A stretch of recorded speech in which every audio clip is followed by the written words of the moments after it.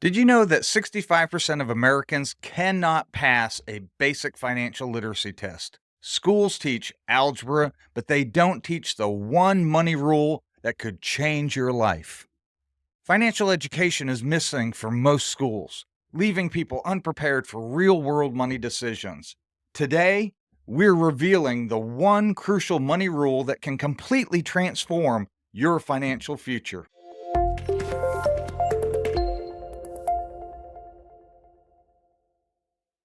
Welcome back to Simply Money. Did you know 78% of U.S. workers live paycheck to paycheck? The average American carries over $6,000 in credit card debt, and lack of savings where most adults can't handle a $1,000 emergency without borrowing money.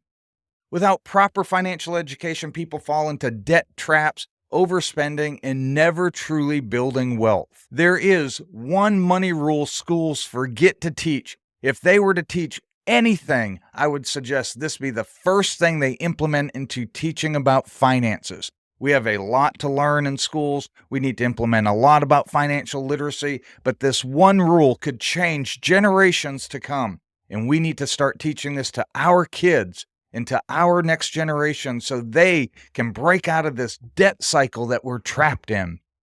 What is that rule? Rule number one, the most important thing that they forget to teach about money is pay yourself first. Before paying bills or spending, automate savings. Because using this rule allows people at a young age to begin to tap into the power of compound interest. Even saving $5 a day can turn into hundreds of thousands over time. If you invested $10 a day in an index fund averaging 8% return, it could grow to over $1 million in 40 years.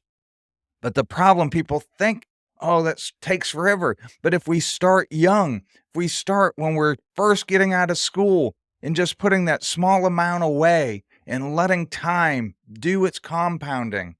And they also forget, as you get older, as you begin to advance in your career and in your life, you'll begin to have more money to invest. But the biggest thing is learning how to stay out of debt. And if you save and if you pay yourself first, you're setting yourself up to not have to go into debt because you're building a buffer and planning for future events. Pay yourself first.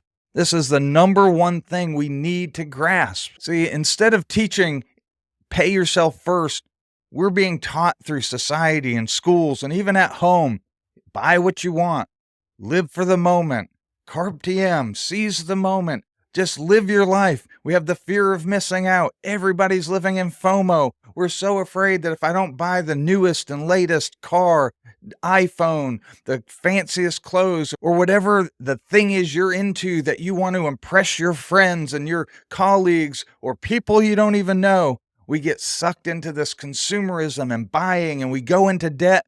And then when we have something that we need, an emergency comes up, we don't have the funds. So we go in further into debt, and it's a vicious cycle. We're trying to look a certain way, yet we're living in stress in a cycle of debt and trying to get out of that. And we can't because we keep falling trapped to it. We're not taking these proactive steps. And number one is you have to pay yourself first. See, even a small, consistent savings can grow into a life-changing wealth accumulation. Have you heard of this rule before? Maybe you have. Do you implement it? Do you have automated savings?